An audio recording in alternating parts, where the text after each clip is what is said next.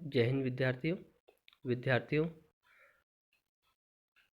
हमारा पुराना ही प्रकरण खान पान की बदलती तस्वीर जो जीवांत कक्षा में शुरू हुआ है, इसको हम आज आगे बढ़ाते हैं। इसमें हमने पढ़ा कि पिछले 10-15 वर्षों में हमारी जो खान पान की संस्कृति है वो पूरी तरह बदल गई है। पहले एक टाइम था कि एक जगह के भोजन की जानकारी सिर्फ वहीं के खास क्षेत्र के लोगों को हुआ करती थी और वहीं के लोग उस चीज़ को लोकप्रिय या उन लोगों में वो बहुत प्रिय हुआ करती थी। लेकिन धीरे धीरे ये तस्वीर बदल गई है और अब एक देश से दूसरे देश तक ये तस्वीर जा पहुंची है। उत्तर भारतीयों के खाने की खासियत को इस पाठ में बताया गया है। उत्तर भारतीय लोग खाने के बड़े शौकीन हैं, तो यहाँ पे तरह तरह के पकवान बना करते हैं और ऐसा नहीं कि अन्य भारतीय लोग भी शौकीन ना हो। दक्षिण भारतीय हों, पूर्वीय भारतीय हों या पश्चिम भारतीय हों, हर कोई खाने का बहुत शौकीन है। उसमें विशेष शौक़ रखने वाले, खाने के प्रति विशेष शौक़ रखने वाले उत्तर भारतीय लोग हैं। तो इनके यहाँ विशेष भोजनों को समय समय पर त्योहारों में या अन्य किसी विशेष अवसरों में बनाया जाता है। तो इस भोजन को और हम लोग बड़े चाव से खाते हैं और इसी चीज़ को इस पाठ में बताया गया है। यहाँ की कई ऐसी लोकप्रिय चीज़ें हैं जो पहले यहीं मिला करती थी, लेकिन पिछले 10-15 वर्षों में ये तस्वीर पूरी तरह बदल गई है।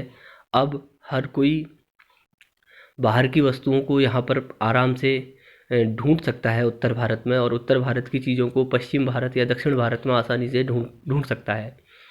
ढोकला, सांभर जैसे गुजरात की जो मुख्य डिशें हुआ करती थी, जिनकी वजह से गुजरात को जाना जाता था, तो वो पहले गुजरात में ही मिला करती थी। लेकिन अब पिछले कुछ वर्षों में ये सारी चीज़ें हमारे घर तक पहुंच चुकी हैं, और तो और हम लोगों ने यूट्यूब या अन्य प्लेटफॉर्म के माध्यम से इनको घर में बनाना तक शुरू कर दिया है।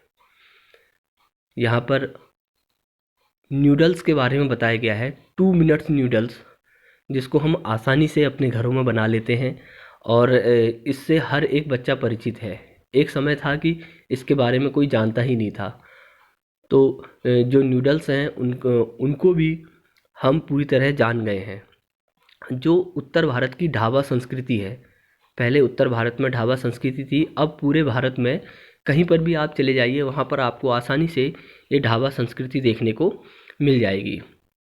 इसके बाद यहाँ पर बताया जा रहा है कि कुछ चीज़ें और भी हुई हैं, ख़ास तौर पे जैसे ब्रेड के बारे में बताया गया है कि पहले जब अंग्रेज़ों का दौर था, तो उस समय ये केवल अंग्रेज़ी शासकों के कब्जे में ही ब्रेड हुआ करते थे। बड़े बड़े अंग्रेज़ी अफसरों के पास ही ब्रेड मिलते थे। अब ये ब्रेड जो है लाखों भारतीय लोगों का सुबह के नाश्ते का हिस्सा बनते हैं और अब हर कोई इनको खाना चाहता है और हर कोई खाता भी है। हर कोई ब्रेड से वाकिफ़ है। पहले बड़े लोग ही इनको खाया करते थे, बड़े लोगों का भोजन खास तौर पे ब्रेड हुआ करता था।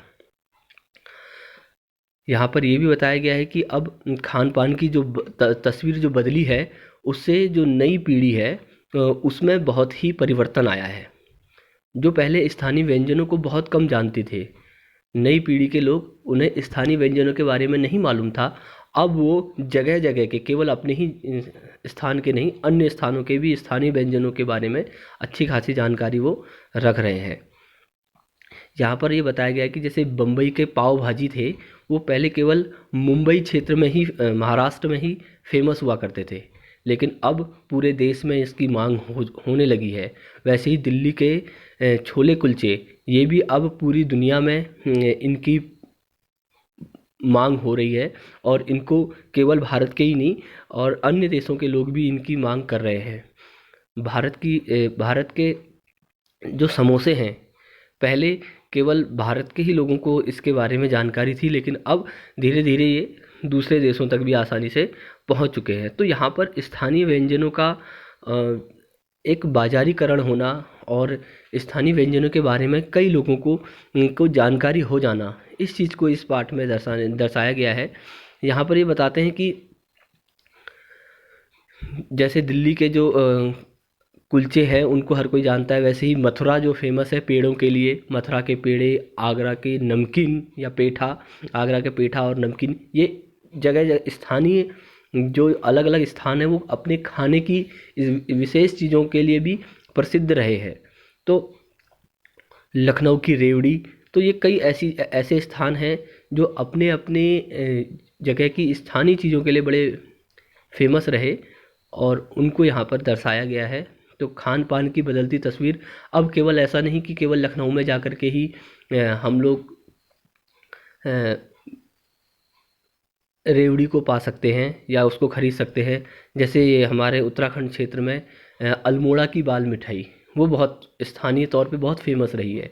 ऐसा नहीं कि अल्मोड़ा की बाल मिठाई पिथौरागढ़ में ना मिले या अल्मोड़ा की बाल मिठाई हमें चंपावत में ना मिले, तो ये हमें हर जगह मिल सकती है। तो अब क्या है, ये तस्वीर पूरी तरह बदल गई है, लेकिन एक दौर था कि ये वहीं ये स्थानीय चीज़ें स्थानीय स्थानों पर ही मिला करती थी, सब जगह नहीं मिलती थी। अब दौर बदल चुका है। यहाँ पे कहने की दौर भी बदला है तो उसकी गुणवत्ता में भी फ़र्क पड़ा है। मौसम और ऋतुओं के अनुसार फलों, खाद्यान्नों से भी जो व्यंजनों और पकवानों को बनाया जाता है, उनको बनाने की फुर्सत भी अब कितने लोगों के पास रह गई है। यानी कि अब थोड़ा तो परिवर्तन भी आया है कि लोग बाग जो पहले स्थानीय और जो मौसमी फल थे उनके आधार पर जो व्यंजनों को बनाया करते थे, अब उनको बनाने की फुर्सत लोगों के पास नहीं है। अब गृहिणियों या कामकाजी महिलाओं के लिए खरबूजे के बीज सुखाना, छिलना और फिर उसके व्यंजनों को तैयार करना सचमुच में दुस्साध्य हो चुका है। तो जैसे खरबूजे के बीज सुखा करके एक भोज तैयार किया जाता था, अब वो भी होना बहुत ही मुश्किल हो गया है, क्योंकि धीरे धीरे खान पान की जो तस्वीरें हैं वो बदलती जा रही हैं। यानी कि हम कह सकते हैं कि एक ओर तो स्थानीय व्यंजनों की कमी हुई है, लेकिन दूसरी ओर ही देसी विदेशी जो व्यंजन हैं इनकी भरपूर मांग होने लगी है, इनको जम करके अपनाया जा रहा है। आप अच्छी तरह जानते होंगे चाइनीज़ फूड्स हम लोग जिसको जंक फूड भी बोलते हैं, उसको हम कितना अधिक लोकप्रिय बना चुके हैं और कितना उसके लिए हम लालायित हैं, ये चीज़ आप भली भांति जानते हैं। जिन्हें बनाने पकाने में सुविधा भी बहुत है और ये जटिल प्रक्रिया वाली चीज़ें तो कभी कभार व्यंजन पुस्तिका के आधार पर तैयार की जा सकती हैं। ठीक है ना। तो जो जो ये जटिल वाली चीज़ें हैं, जो हमारे स्थानीय व्यंजन हैं, जैसे खरबूजे के बीज को सुखा करके एक भोज तैयार करना, आंवले का मुरब्बा बनाना और ये अन्य चीज़ें जो है इनको बनाना थोड़ा जटिल है, इसलिए लोगों ने इन्हें बनाना छोड़ दिया है। और जो चीज़ बनाना बहुत सरल है, जैसे आपको पता ही है कि नूडल्स 2 मिनट पैकेट बंद जो नूडल्स हैं, आलू के चिप्स जो बने बनाए मार्केट में मिल जा रहे हैं, उनको हम तुरंत खरीद करके अपने उपयोग में ले तो आ रहे हैं, लेकिन स्थानीय तौर पर अब उनको हमने बनाना धीरे धीरे छोड़ दिया है। इस चीज़ को यहाँ पर इस पार्ट में दर्शाया गया है।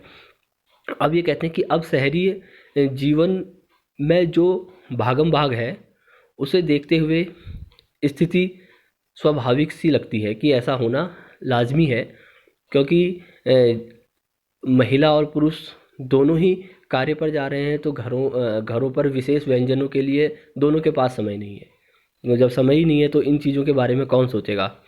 फिर कमर तोड़ महंगाई और साथ में कई चीज़ें धीरे धीरे इन सब चीज़ों से हमको मकबूल करती चली जा रही हैं, ये हमको वंचित कर रही हैं। हम इन चीज़ों से अपने आप ही दूर हो रहे हैं। जिन व्यंजनों में बिना मेवे के स्वाद नहीं आता था, अब उन्हें पकाने के बारे में भला कौन बार बार सोचेगा। तो मेवा डाल करके ही जो व्यंजन खाने में स्वादिष्ट लगते थे, अब उनको बनाने के बारे में शायद ही कोई सोचे।